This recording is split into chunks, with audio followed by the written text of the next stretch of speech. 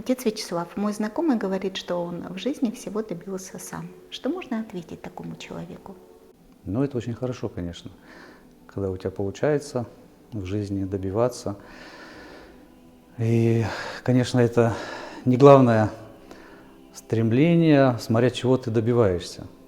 Мы все христиане, верующие, все знаем, что без Бога ничего не происходит. Господь сказал, что без меня не может сделать ничего. И если ты думаешь, что ты сделал что-то сам, и при этом забывая о Боге, это, конечно, грех, можно сказать, ты совершаешь. Потому что ты сделаешь себя, можно сказать, выше Бога ставишь. Ты считаешь, что Бога нет на земле, что Бог где-то существует, может быть, если даже ты веришь в Него, думаешь, что он где-то существует в другом месте, совсем не участвует в нашей жизни и не старается спасти наши души. И мы неправильно тогда вот поступаем, совершенно переворачиваем свою жизнь кверх дном, как говорится.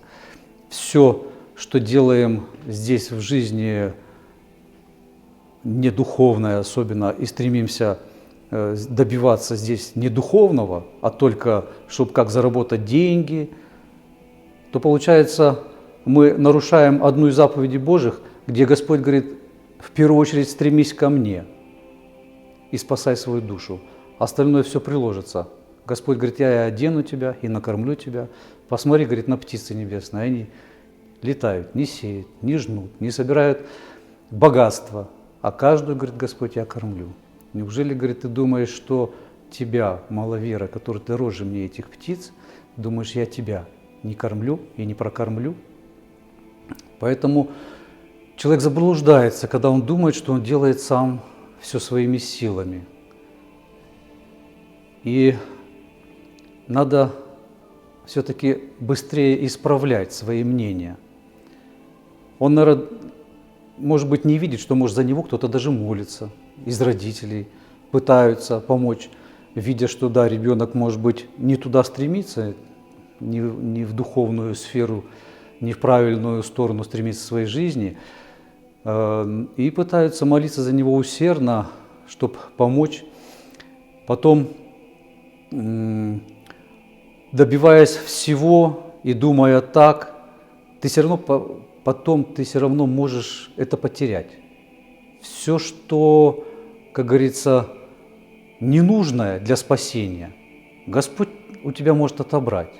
Самое главное – научиться в жизни, я думаю, воспринимать все с радостью, с любовью, с благодарностью. И есть у тебя, чего ты добился, благодари Бога. Что-то забралось, тоже говори, Господь дал, Господь взял. Бывают случаи, что на самом деле, иной раз они и удивляют меня даже, когда человек неверующий и имеет много богатства. И в Священном Писании были такие случаи, когда Господь рассказывал про богача, который все житницы строил, а поле ему давало все много и много пшеницы, и он не знал уже, куда ее складывать, и еще настраивал эти житницы. Он тоже как бы говорил, что я сам всего добился, а Господь ему сказал, безумный, не знаешь, что завтра умрешь. Что толку от того, что ты вот это все добился? Хотя это Господь ему давал, Господь давал ему эту пшеницу, Господь давал прорастание, семя это давал. Но что случилось с этим богачом?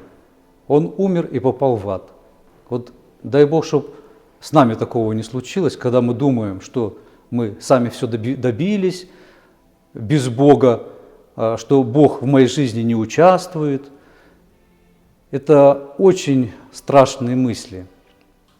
Надо скорее убегать, приходить в церковь, на покаяние вовремя.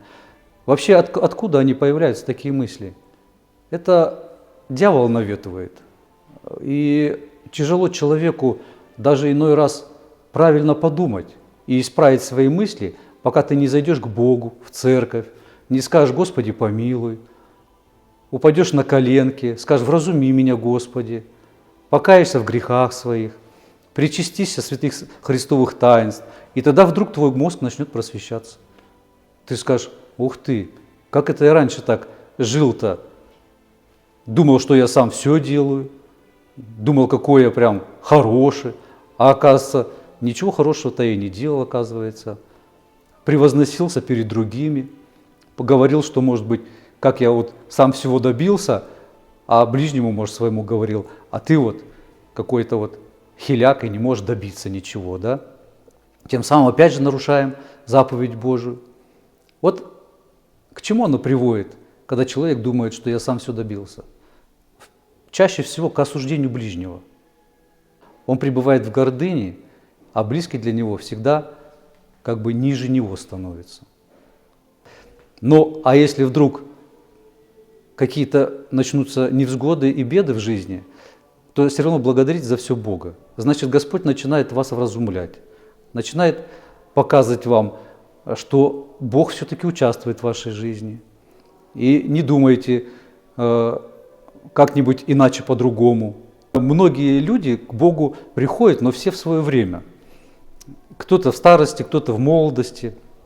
Дай Бог, конечно, чтобы все в молодости пришли к Богу, потому что в старости уже тяжело, когда Господь начинает тебя посещать. Ты можешь много потерять, и тебе будет это жалко терять. Поэтому дай Бог сил, помощи всем, кто еще до сих пор не понял, не поверил в Бога, кто до сих пор думает, что в его жизни Бог не участвует. Дай Бог помощи вам понять это все.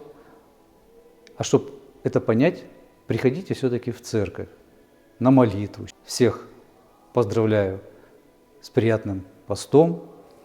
Приходите обязательно, молитесь, начинайте молиться, и ваши мысли, увидите, просветятся. С Богом.